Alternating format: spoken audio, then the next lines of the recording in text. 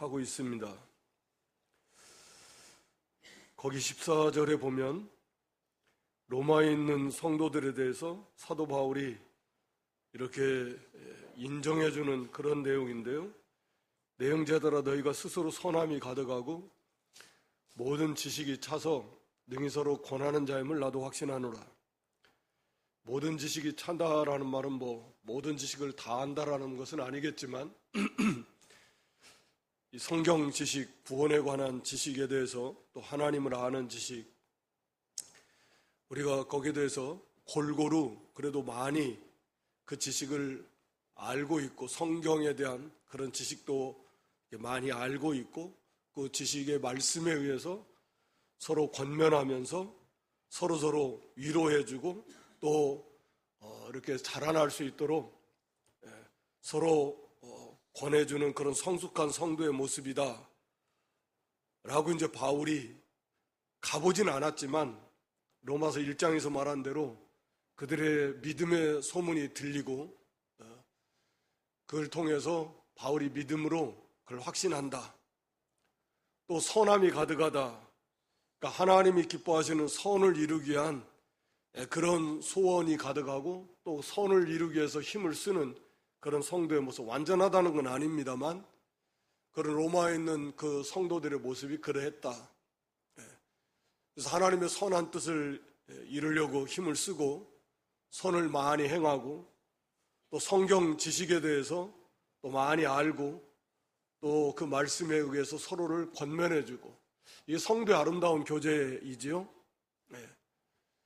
그래서 우리가 서로가 서로를 앞에서 이렇게 살펴본 대로 받아주고 세워주고 또 유익하게 해주는 그런 성도의 모습이지만 그래도 이제 15절에 그러나 내가 너희로 다시 생각나게 하려고 하나님께서 내게 주시는 진리를 많이 깨닫게 해주셨는데 사도 바울만큼 계시를 많이 받은 사람이 없잖아요. 하나님 그 베풀으신 은혜 그리고 또 많이 체험했고 그 은혜를 인해서 이제 더욱 담대히 대강 너희에게 썼다라고 이렇게 표현합니다. 좀 더 깊이 이제 가서 이 서신으로 다 말할 수 없는 것들 그 깊이 있는 것들은 또 가서 이제 교제하면서 또 말씀을 은혜를 나눌 수 있을 것이고 여기 15절에서 중요한 것은 그거 같아요. 내가 너희로 다시 생각나게 하려고 들은 바 말씀이고 알고 있는 말씀이라고 해도 다시 생각하는 게 중요하다. 우리 신앙생활에 있어서 하나님께서 그러니까 신격의 하나님이시고 하나님 그런 신격의 하나님과 우리가 교제하게 하시려고 하나님의 신격을 닮아서 인격적 존재로 우리를 만드셨는데 그래서 지성과 감정과 의지적 존재다. 우리가 인격적 존재라고 할 때 그렇게 말하잖아요. 지성이라고 하면 이해하고 깨닫고 또 생각하고 이런 것들의 영역이죠. 감정은 우리가 다 아는 거고 또 의지적 존재다. 그래서 우리 신앙생활이 우리가 구원을 받는 것도 이제 하나님 이걸 다 사용하시는데 말씀을 듣게 하시고 지성을 통해서 그것이 믿어지고 이해되어지고 깨달아지고 그래서 거기에 동의가 되고 감사하고 기쁨이 나오고 또 죄에 대해서 애통이 나오고 또 각오하고 결단하고 그게 이제 우리가 인격적으로 바른 신앙을 갖게 되는 건데 우리 인격적 존재라고 인격적 표현을 많이 쓰는데 그런데 여기 생각나게 한다라는 게 신앙생활도 그렇다 그 말이에요. 그러니까 생각하라는 것이 중요하다. 우리 예수님께서도 왜 이렇게 믿음이 없냐 생각해보라 그랬잖아요. 공중에 나는 새를 생각해보라. 들의 백합화를 생각해보라. 생각이라고 하는 그 생각을 통해서 하나님이 어떤 분이신가 또 오늘 여기 사도 바울처럼 들은 바 말씀 알고 있는 말씀을 다시 생각한다. 우리가 늘 주일마다 새벽마다 모르는 말씀을 배웁니까? 간혹가다 그런 게 있을 수도 있지만 대부분 많이 안다. 들어본 말씀이고, 물론 뭐 듣고 잊어먹고 뭐 그런 것이 또 은혜라고도 하는데, 하여튼 그래도 자꾸 그 말씀이 우리는 너무나 자주 잊고, 하나님을 잊고 사는데 무슨 뭐 하나님 말씀이 얼마나 많이 잊고 살겠습니까? 우리가 하나님을 잊고 살고 우리 안에 계신 하나님, 우리 주님, 성령님을 의식하지 못하고 잊고 살 때가 얼마나 많은데, 그러니까 수시로 계속해서 하나님의 말씀이 생각나게 한다. 묵상한다. 복 있는 사람을 우리가 시편 1편에서 말하면서 주야로 여호와의 말씀을 즐거워하면서 그 말씀을 묵상하는 사람. 그러니까 늘 생각하는 거예요. 그게 영의 양식을 먹는 거라 그랬잖아요. 생각하라는 거예요. 우리에게 주신 이 귀한 기능을 통해서 말씀을 생각하고 하나님을 생각하고 예수님을 생각하는 것 그 자체가 은혜이고 그게 양식입니다. 그걸 통해서 성령께서 역사하시잖아요. 그러니까 성령께서 말씀을 가지고 역사하시는데 진리의 영이신데 말씀을 생각을 많이 해야 성령의 역사가 많이 있을 거 아니에요. 성령의 도우심의 은혜를 많이 받을 거 아닙니까? 그러니까 말씀을 많이 생각해라. 너희로 다시 생각나게 하려 한다. 사도 베드로도 그렇게 말합니다. 너희로 다시 생각나게 하려고. 그러니까 말씀을 계속해서 알고 있는 말씀이라도 생각하고 잊어먹으면 못해요. 우리가 뭐 약속도 있다가 잊어먹으면 생각 못하고 잊어먹으면 못 지킵니다. 하나님 말씀을 알고 있다가도 잊어먹어 생각이 안 나고 그 말씀을 못 지키면 어떻게 해? 말씀을 생각하라는 거예요. 하나님을 생각하는 게 중요합니다. 어떤 걸 생각할 것인가? 우리 믿음을 우리 예수님의 말씀에 의해서 우리 믿음을 더하는 방법에 대해서도 생각해보라는 거예요. 그냥 무턱대고 염려하지 말고 걱정하지 말고 두려워하지 말고 하나님 어떤 분인가 좀 생각 좀 해봐라. 그 말씀을 가지고 그러면서 공중에 나는 새나 들의 백합화 저런 것도 먹이시고 입히시는 하나님이신데 하물며 너일까 보냐. 그 하나님을 생각하고 그 하나님의 사랑을 생각하고 하나님의 지혜와 능력을 생각하고 우리와 함께 하시는 하나님 주님을 생각하며 그 생각하면서 그 생각이라는 게 말씀을 근거한 게 말씀을 붙들고 생각하면 그 속에서 성령께서 은혜 주셔서 그래 그렇다. 그래서 우리가 쓸데없이 걱정하는 거 그거 그냥 저절로 걱정되는 거 아니거든요. 그 배후에 또 사단이 역사해서 그 걱정을 자꾸 불러일으키고 두려움이 생기게 하고 뭐 원망 불평도 마찬가지예요. 다 그냥 저절로 왜 이런 일이 생기지 이렇게 생각하면 안 됩니다. 항상 우리가 영적인 관점에서 그런 것들을 생각하고 분별할 줄 알아야 돼요. 그래서 이런 생각이 들으면 이거 쓸데없는 생각이 왜 들지? 이게 아니라 이게 쓸데없는 나쁜 부정적인 생각이 들 때는 이걸 즉시 물리쳐야 되는 이 싸움이 벌써 자기도 모르는 사이에 쑥 공격에 들어오는 거잖아요. 거기에 자칫하면 자기 마음이 그냥 거기에 붙잡히면 그냥 마음이 갑자기 어두워지고 불평 불만을 생기고 막 미움이 생기고 섭섭함이 생기고 그런 일들이 비일비재하잖아요.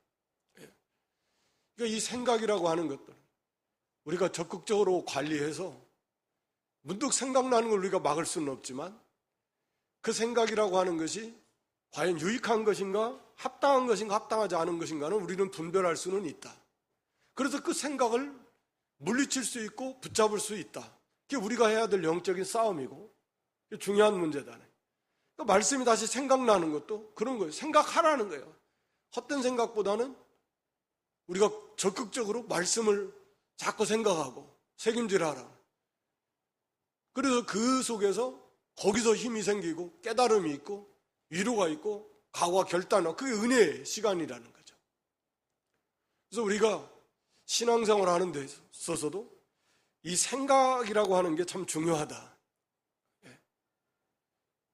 그러니까 너무나 많은 쓸데없는 생각들 자기 모르게 주로 보는 거 듣는 거에 의해서 또 생각이 많이 지배를 당하게 되는데 그러니까 이 세상이 얼마나 죄악이 관영한 세상 속에서 그걸 보고 그런 걸 들으면서 살아가니까 그거에 의해서 영향을 받는데 이 생각이라고 하는 것이 그러니까 우리가 얼마나 정신을 차리고 깨어 있어야 되고, 그래야 이 생각을 지키고 마음을 지키고, 이 생각이 마음에 딱 들어앉지 못하도록, 생각이 스쳐 지나갈 수는 있는데 이게 마음에 딱 자리를 뿌리를 내리면 안 되거든요. 그게 좋은 생각은 그게 마음에 딱 뿌리를 내리도록 해야 되고, 말씀을 생각하고, 좋지 않은 생각은 거기서 딱 마음에 그 자리를 잡지 못하도록 막아야 되고. 그러니까 이게 혼자 가만히 있어도 가만히 있는 게 아니에요. 이 치열한 영적인 싸움이에요. 그게 성도의 모습이다. 그래서 우리가 생각하는 것도 하나님의 말씀을 많이 생각하고 다시 생각나게 하려 합니다. 그래서 반복해서 비슷한 말씀들이 얼마나 많아요, 성경에도. 그래도 반복이에요, 반복. 계속해서 필요하니까. 그래도 잊어먹어요. 너무나 자주 잊고. 그래서 말씀을 계속해서 생각하고, 주님을 생각하라. 이게 은혜다라는 거예요. 받은 말씀을 생각하라. 늘 주하로 묵상하고, 또 말씀의 근거에서 천국을 생각하고, 위에 것을 생각하고, 주님의 재림을 생각하고, 우리 부활을 생각하고, 그걸 생각하면서 육신의 어려움, 고난, 질병으로 고통당하는 거, 또 죽음의 두려움, 공포 이길 수 있잖아요. 견고해져서 강하고 담대함으로 세상에 대한 미련 이길 수 있어요. 자꾸 천국을 생각하고, 이게 참 중요하다는. 그러니까 이 마귀의 전략 중에 하나가 헛된 것에 우리의 시선을 빼앗고, 그럼으로써 우리의 마음과 생각과 마음이 거기에 지배당하도록, 그 죄악된 것에. 그래서 참 믿음 지키기가 쉽지가 않은 그런 시대 속에 우리가 살고 있다라고 하는 거죠. 그래서 하여튼 무엇을 생각할 것인가, 우리의 생각을 가만히 예배 시간에도 정신 안 차리면 이 생각이 막 세계를 한 바퀴 돌아갔다, 이스라엘 전쟁도 생각했다가, 지금 요즘 유정하는 코로나 감기도 생각했다가, 별별 생각이 왔다 갔다 합니다. 세계를 왔다 갔다 하다가 보면은 벌써 끝나버리겠네. 그러니까 이 정신 안 차리면은 이 생각이 그렇게 되는 거죠. 거기에 빼앗겨 버려요. 기도하다가도, 집중하다가 기도하다가도 이 어떤 생각에 붙잡히면 그냥 또 거기에 빨려가고, 이런 것들이 참 많아요. 이게 보통 문제가 아니에요. 그래서 그런 거에는 통성기도가 유익이 있는데, 묵상기도는 또 생각에 다른 생각이 잡히는 위험이 있고, 이게 다 장단점들이 다 있어요. 통성기도는 좀 그런 위험이 좀 적고, 또 깊이 통성기도는 깊이 또 들어가기가 어렵고, 말씀을 깊이 이렇게 묵상해서 책임지려기 또 어렵고, 하여튼 적절하게 이렇게 잘 병행하는 게 좋을 것 같은데, 하여튼 이 생각이 무엇을 생각할 것인가, 또 우리 주님의 가르침에서 염려하고 근심하고 걱정할 때 특히 생각 많이 해보라는 거예요. 이게 염려하는 게 합당하냐? 걱정하는 게 합당하냐? 내 마음속에 일어나는 일이 부정적인 생각과 이게 원인이 뭐냐? 이게 합당한가? 왜 아무 이유 없이, 이유가 없, 그걸 생각을 해보면 합당치 못한 생각, 마음, 이런 것들은 거기에서 딱 다스려야 되고 물리쳐야 되고, 쉽지는 않지만 계속해서 이 경건의 훈련을 해야 되고, 영적인 이 싸움입니다. 이 싸움에서 우리가 깨어있지 못하면 그냥 정신없이 끌려다닙니다. 그래서 사도 바울도 하나님의 말씀을 다시 생각나게 하려고 받은 은혜의 말씀을 증거하고 있다라고 하는 거죠. 그러면서 거기 16절에 이 은혜는 곧 나로 이방인을 위하여 그리스도 예수의 일꾼이 되어 하나님의 복음의 제사장 직무를 하게 하사 이방인을 제물로 드리는 그것이 성령 안에서 거룩하게 되어 받으심직하게 하려 하심이라. 사도 바울 자신의 이제 개인이 받은 특별한 은혜, 직분에 대해서 말합니다. 사명에 대해서. 그래서 지금 이제 바울이 로마에도 지금 가야 되고, 그걸 1장에서도 이제 말했고, 아직까지는 막혀 있고, 지금 이 로마서가 기록을 우리가 고린도에서 기록한 걸로 그렇게 우리가 알고 있고, 그 시기는 이제 이 로마서는 8년경 이때 이렇게 기록한 것으로 우리가 보통 1, 2년 차이는 있겠지만 그렇게 인정을 합니다. 근데 고린도서는 그 전에 1, 2년 전에 기록을 했고, 로마서보다 먼저. 그리고 나서 이제 얼마 안 있다가 예루살렘에 올라가서 감옥에 잡혀가지고 가이사랴에서 한 2년 있다가 로마로 압송되어서 가잖아요. 그래서 죄수의 신분으로 보호를 받으면서 로마에 들어가는데, 그래서 이제 로마에 가서 하여튼 순교할 때까지 거의 한 6, 7년, 한 6년 정도 그렇게 있는 것 같습니다. 거기서 석방됐다가 다시 전도했다, 다시 잡혔다가 순교당하는. 그러니까 사도 바울의 나이를 보통 우리가 그냥 AD 1년경 전후 이렇게, 예수님보다 한 서너 살, 네다섯 살 어리다. 그러니까 예수님이 주전 4년에 탄생하셨으니까 AD 1년, 2년 정도면 한 4, 5년, 5, 6년 이 정도 후일 것인데, 그래서 사도 바울의 나이는 보통 그 AD 연도와 거의 같다, 흡사하게 보통 이해하면 됩니다. 그러니까 AD 한 66년, 7년경에 순교당했는데, 그러니까 사도 바울의 나이가 66세, 7세 정도에 순교당했다, 이렇게 보시면 돼요. 당시에는 사도 바울은 나이 많은 사도 스스로를 50세만 넘어도 나이가 많았다라고 이렇게 2000년 전이니까 그렇게 여겨졌다고 하니까, 오늘날에야 어디 그렇게 감이 될 수도 없지만, 그렇게 바울은 이제 자기 로마 방문 계획과 그 사이에서 자기가 이제 사역한 것에 대해서 이렇게 말씀을 하고 있습니다. 이런 것들을 통해서 왜 이걸 하느냐 하면, 이제 바울이 여기 말씀 속에 나오지만, 그러니까 사도 바울에 대한 그 공격들이 너무 많고, 사도가 아니네, 무슨 가짜네, 또 사도 바울을 이모로 저모로 얼마나 많이 공격을 합니까? 그래서 그런 거에 대한 오해를 불식시키고 마음을 좀 열어서, 그래야 마음이 열려야 은혜를 받을 수 있잖아요. 그런 차원에서 이제 사도 바울이 이렇게 말씀하고 있는데요. 이제 물론 당시 로마 성도들도 그렇지만 오늘 우리에게는 또 다른 의미에서 그 사도의 섬김의 사역의 모습을 통해서 우리가 이제 도전도 받고 또 은혜도 받게 되는 거죠. 여기 16절에 보면 사도 바울이 이방인을 위하여 그리스도 예수의 일꾼이 되어서 복음의 제사장, 하나님의 복음의 제사장 직무를 맡았다. 그래가지고 이방인을 그 제물로 하나님 앞에 드리는 이 자기의 직분을 이렇게 설명하는 거죠. 이방인의 사도인데, 그것을 예수의 일꾼이 되어서 하나님의 복음의 제사장 직무를 맡았다. 이걸 이제 자기의 이방인의 사도의 직분에 대해서 이렇게 설명하는 거죠. 이렇게 해석을 하는 거죠. 그래서 그 제물은 이방인이다. 이방인을 제물로 드리는 것이고 자기는 제사장이다 라고 이렇게 표현하는 것입니다. 그러니까 당시에 이 제사장의 이것이 더 와닿으니까 유대인들의 입장에서 이방인들은 이방신을 제사하는 제사장들이 많았고, 유대인들이야 당연히 그 제사장들을 얼마나 존귀한 직분입니까? 신성시하는 것이고 하나님을 섬기는 것이니까. 우리가 아는 대로 구약 성경을 통해서도 이 제사장은 정말 존귀한 거죠.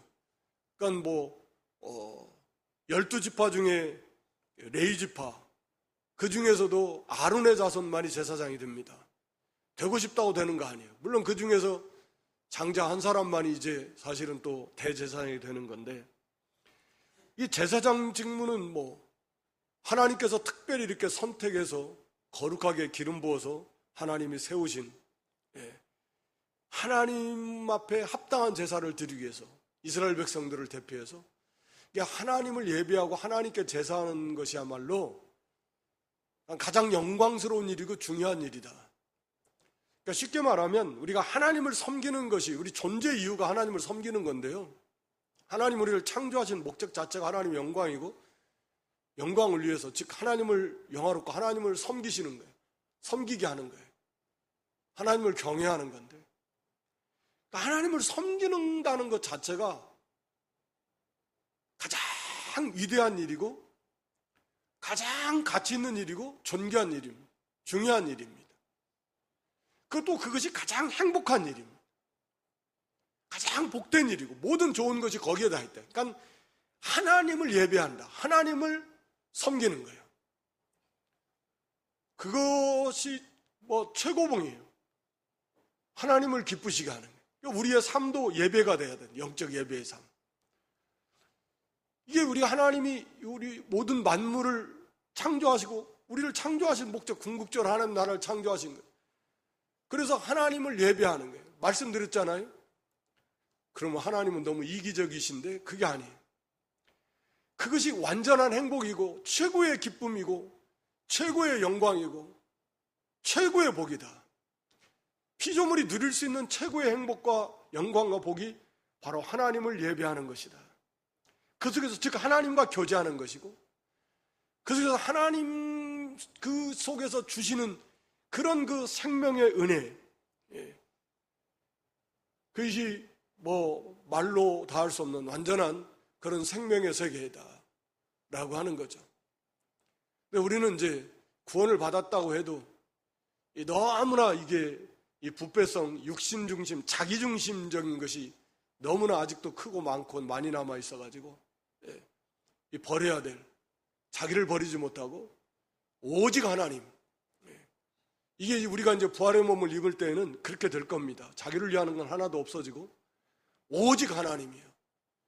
그리고 다른 형제, 지체들, 사랑의 세계 속에서 오직 하나님의 영광 속에서 그걸 이루어 나가는 건데 자기를 위하는 건 하나도 없어요. 그거야말로 최고의 행복한 상태인 거죠. 완전한 상태이고 완전한 의의 세계이고. 그러니까 하여튼 이 제사장이 그렇게 존귀하는 거예요. 이스라엘 백성들을 대표해서 하나님 앞에 나아가서 제사하는 거, 예배하는 거, 교제하는 거, 죄의 문제가 해결받고, 그게 이제 우리에게도 마찬가지잖아요. 사도 베드로도 우리가 다 하나님 앞에 거룩한 제사를 드린 제사장이 다 되라. 우리가 법적으로 다 왕같은 제사장들이지만 실제로 우리의 삶이 거룩한 그런 제사를 드리는 그런 제사장으로서의 삶을 살아라, 그 말이잖아요. 사도 바울도 물론 우리가 12장 1절 2절에서 살펴본 대로 우리가 영적 예배의 삶을 살라고 그랬고, 그러니까 우리가 제사장으로서 사도 바울은 이 존귀하다, 그러니까 제사장이라는 표현을 씀으로써 이 복음을 전하는 직분이 얼마나 귀한가라고 하는 것을 지금 이렇게 표현하고 있는 거예요, 바울 사도는. 그래서 그들을 하나님께로 인도하는 거죠. 그러니까 이 제사장은 우리가 다른 거 안 하잖아요. 제사장 일만 하잖아요. 심지어는 레위인들, 제사장을 돕는 레위인들도 다른 거 안 합니다. 그냥 제사장만 도와요. 할매 제사장은 말할 필요도 없어요. 최우선이에요. 다른 거 할 수 없습니다. 또 제사 집례 중에는 대제사장 자기 부모가 돌아가셔도 그때는 못 가요. 하나님 앞에. 그렇게 제사 집례 중일 때는 성소에 못 나갑니다. 그러니까 이만큼 중요하다는. 그러니까 이를 위해서 모든 백성들이 다 11조를 드리고 그것을 레위인들에게 드리고 레위인은 또 그 중에서 11조를 드려서 제사장들에게 하나님께서도 모든 좋은 것을 베풀어 주시고 그만큼 이것이 절대적으로 중요한 문제이기 때문에 이를 위해서 하나님 모든 걸 다 베풀어 주시는 하나님이시다. 이 제사장 직분이 그만큼 존귀하다. 다시 말하면 복음의 제사장이라고 그래서 우리가 복음을 전하는 직분이 이만큼 정말 중요하다라는 것을 좀 우리가 인식해야 된다, 깨달아야 된다라고 하는 거죠. 그래서 우리도 이 복음 전하는 일, 여기 16절 하반절에 보면 이방인을 제물로 드리는 그것이 성령 안에서 거룩하게 되어 받으심직하게 하려 하심이라. 하나님이 받으실 만한 거룩한 제물이 돼야 되는데 제사장 자체가 거룩해야 되고 하나님 받으실 만한 제사장, 즉 하나님 앞에 성별 구별된 하나님 백성으로서 우리가 참된 믿음이 있어야 되고 하나님 앞에 온전히 헌신하고자 하는 하나님의 영광을 위하는 그런 중심이 있어야 되고 또 이 제물이 여기 이방인이라 그랬는데 제물이 하나님 받으시기에 합당하려면 그 흠이 없는, 다시 말하면 이제 쉽게 말하면 그 영혼이 중생해야지요. 중생 안 하면 뭐 받으실 수도 없는 것이고 우리가 교회로 그냥 인도했다고 된 것이 아니고 그 사람이 진짜 중생했는가, 그래 중생해야 하나님 앞에 드리는 예물, 제물이 되는 것이고 그리스도의 피로 깨끗하게 씻음받은 흠없는 그런 하나님의 백성 드리는 거잖아요. 이 일을 하는 건데 그거 하려면은 성령의 안에서 성령 안에서 복음, 하나님의 복음으로, 이 복음과 성령입니다. 그래서 제사 방법이 말씀에 맞아야 되듯이 성령과 복음, 말씀을, 다른 거 필요 없어요. 사도 바울은 늘 그래서 이 사역을 할 때 자기가 드러나지 않으려고 정말 항상 자기를 쳐서 복종하고, 우리 고린도서에서 보면 자기가 드러나지 않으려고, 오늘 여기 본문에서 18절에 그러잖아요. 다른 건 내가 말하지 않겠다.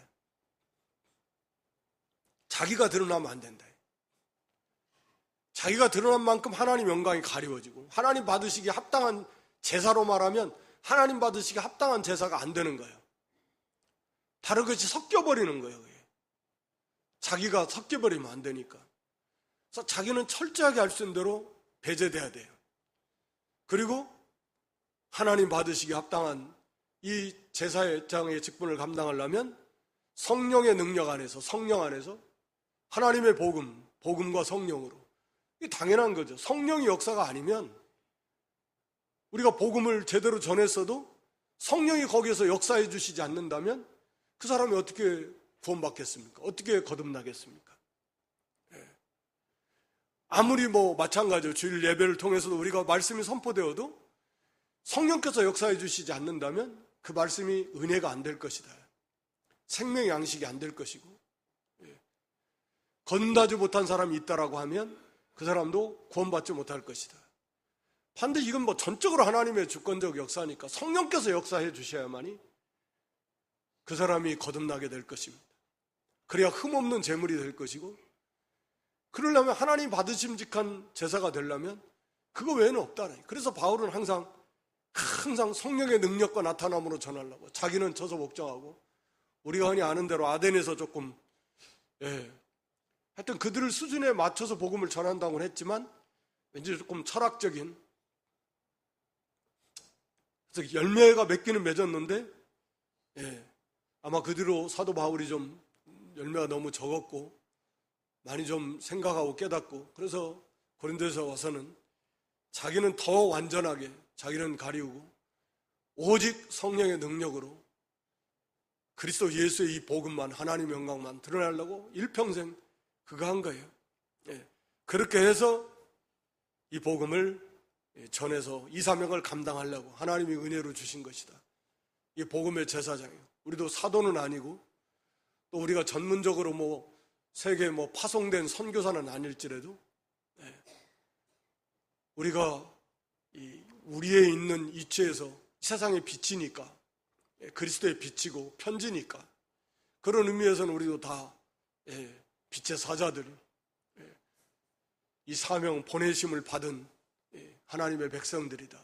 그래서 우리도 가정에서, 직장에서, 학교에서, 사회에서 어디에서든지 우리가 있는 그곳이 땅끝인 줄 알고, 그곳에 우리 주변에도 얼마나 믿지 않는 사람들이 득실득실합니까? 우리가 예수님의 재림과 심판을 생각한다면, 어제는 잠깐 말씀드렸지만 이제 그때는 늦는데 영원한 불, 지옥 불 속에 들어가야 되는데, 이 날씨 요즘에 좀 막 그냥 이거 한 뭐 35, 6도 뭐 못 사네, 사네 못 사네 막. 예. 그런데 이제 불 속에 들어가면 영원히 끝도 끝도 없이 죽지도 않고 그 속에서 살아야 되는데, 그걸 생각해 본다면 아무리 우리가 모르는 사람이라도, 생판 모르는 사람이라도 얼마나 불쌍해요. 예. 얼마나 불쌍합니까? 그러니까 항상 이걸 생각을 해야 돼요. 항상 생각해야 그들을 향한 긍휼의 마음이 자꾸 식어지지 않죠. 그래서 자꾸 불쌍히 여기는 마음이 자꾸 나고 하다가 좀 더 그게 뜨거워지고 정말 불쌍해서 못 견디겠다. 복음을 전하지 않고는 못 견디겠다. 그 생각하면 너무 불쌍하고 생각할수록 불쌍하고, 예. 생각하면 할수록 안 됐잖아요. 너무 두렵잖아요. 너무 무섭고 너무 안타깝다. 예. 그래서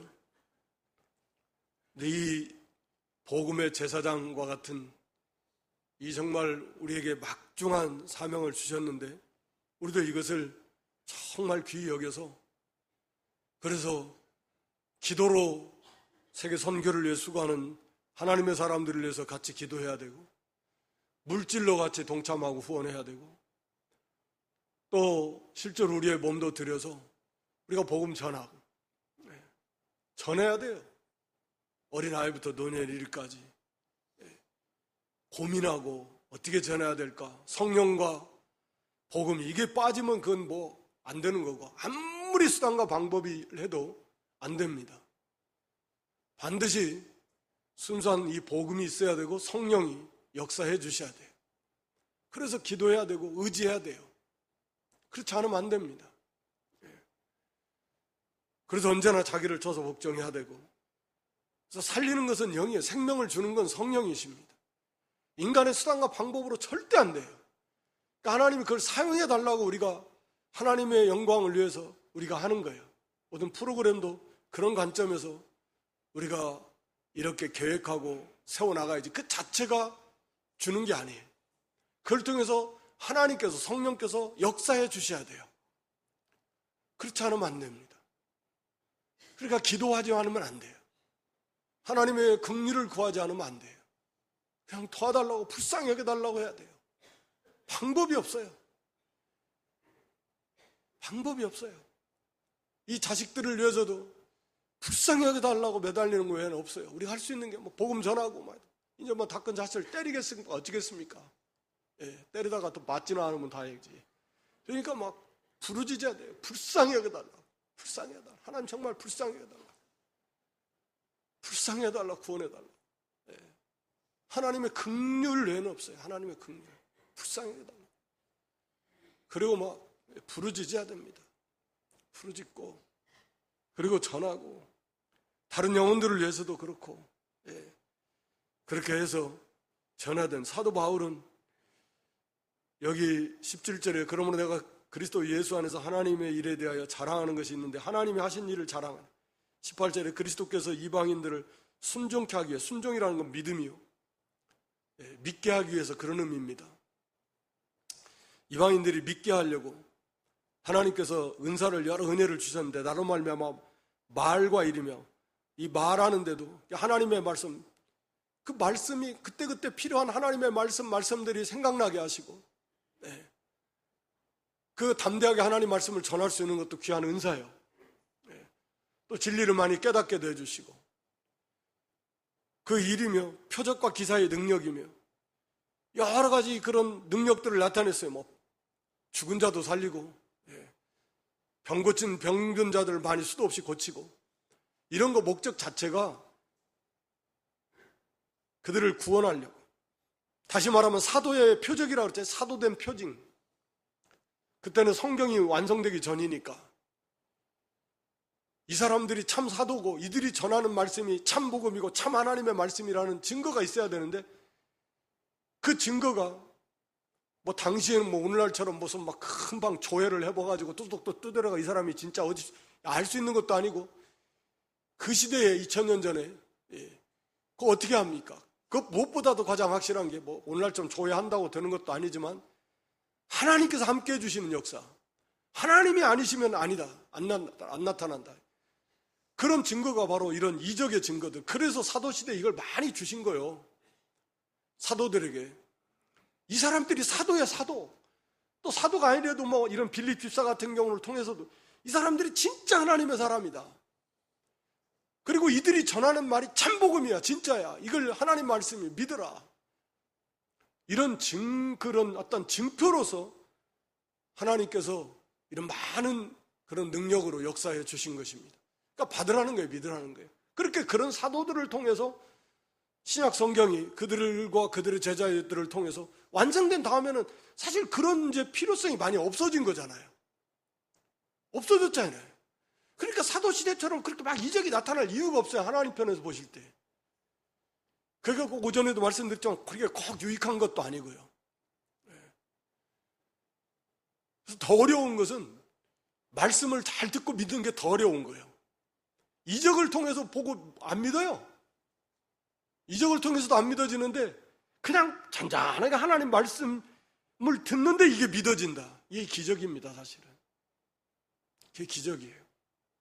하여튼 간에 뭐 그렇게 해서 하나님께서 사도 바울에게 이렇게 많은 이적을 나타내 주셨습니다. 성령의 능력으로. 역사하신 외에는 내가 감히 다른 말을 하지 않겠다. 내 자기 일 말 안 하겠다. 라는 거죠. 또 인로 인하여 내가 예루살렘으로 또 두루 행하 일루리곤까지. 일루리곤은 뭐 오늘날의 뭐 유고슬라비아, 뭐 코스타리카, 보스니아 뭐 그쪽 지역이라 하는데 하여튼 넓은 지역에 이르기까지 1차 전도 여행, 2차 여행, 3차 전도 여행까지 사도 바울이 부르심 받아가지고 본격적으로 사역한 데까지는 시간이 좀 많이 걸렸는데 한 14, 15년 사도 바울이 본격적 사역 시작한 데가 이제 예루살렘에서 안디옥교에서 이 사도로 파송할 때 선교사로 파송한 게 그때가 이제 한 45년, 6년, 7년 AD 순교할 때까지 대략 한 20년.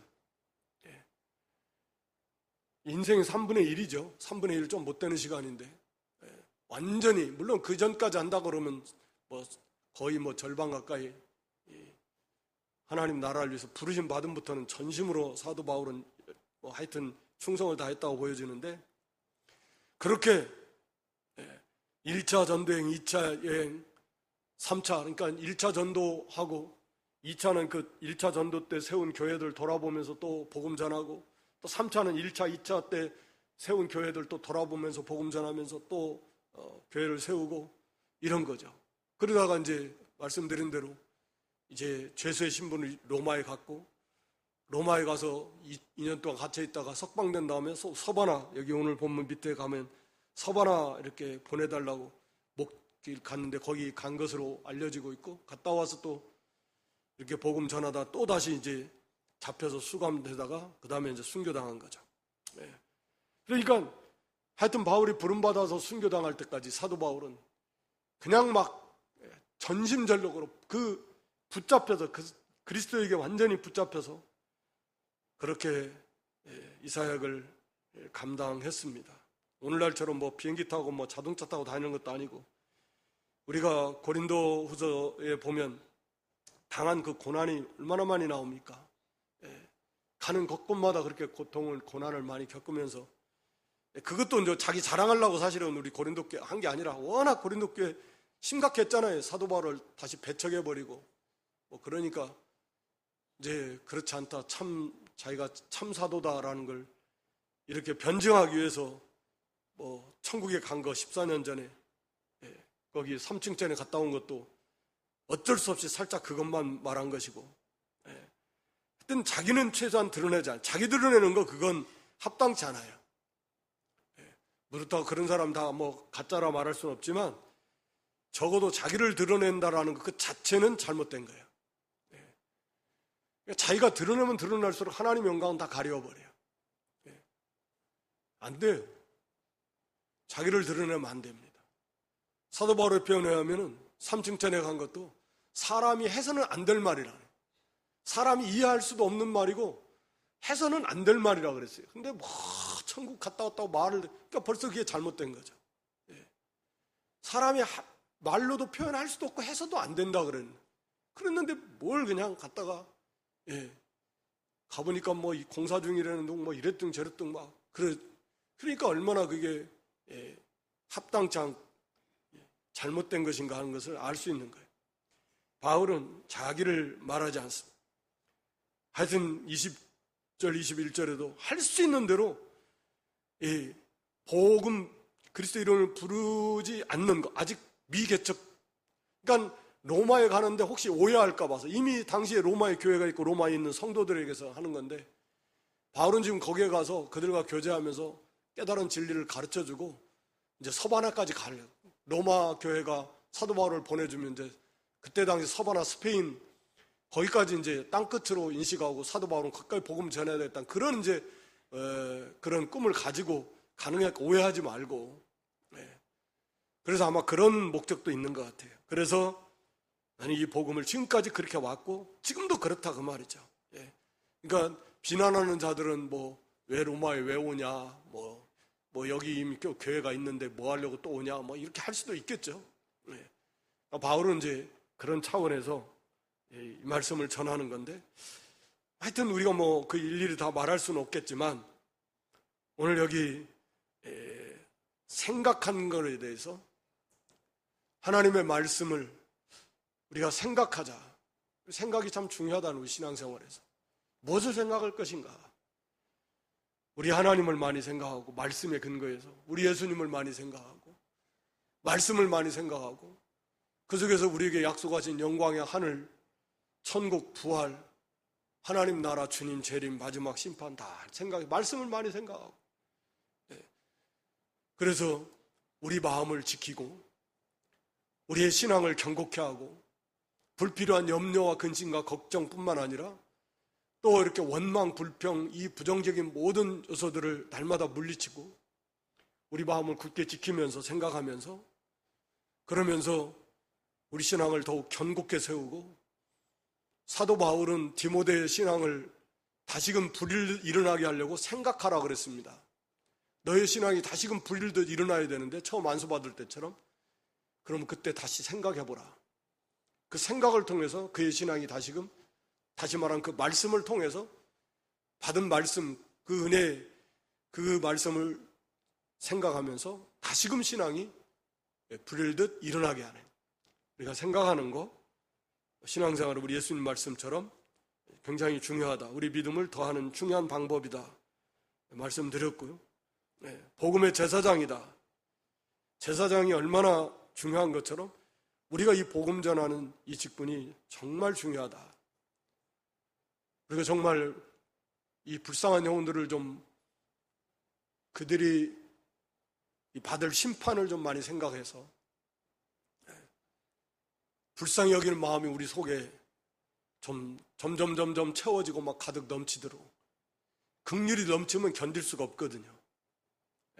아직 긍휼이 너무 부족하니까 그냥 불쌍하다라는 정도지, 긍휼이 막 넘치면요, 이건 가만히 있을 수가 없는 거예요. 가서 막 뭐 해야 돼요. 도와줘야 돼요. 우리 하나님이 긍휼히 여겨서 우리를 구원해 주신 것처럼, 독생자를 주신 것처럼 이 긍휼이 막 차고 넘치게 되면 이 견딜 수가 없습니다. 그래서 이 긍휼, 속에 긍휼이 우리 속에 차고 넘치도록 그들을 많이 생각하고 받을 심판을 생각하면서 하나님의 긍휼을 생각하고 우리도 긍휼히 여겨서 우리 복음 전하는 일에 힘써야 되고, 성령과 말씀, 이 성령과 말씀이 없으면 아무리 수고하고 노력해도 별의별 수단과 방법을 다 써도 헛수고다. 안 됩니다. 안 된다라는 거. 그래서 언제나 기도하고 의지하고 긍휼히 여겨달라고 하면서 우리가 성령과 말씀으로 우리도 좀 전심전력해서 복음 전하, 사도 바울처럼 우리도 이 자기를 드러내지 않냐, 그렇게 고난 많이 받았지만 오직 하나님의 영광만, 그리스도의 영광만, 복음만 드러내서 어찌하든지 하나님 받으심직한 그러한 우리도 복음의 제사장 직분을 잘 감당하는 그런 저와 여러분 될 수 있기를 주님의 이름으로 축원합니다.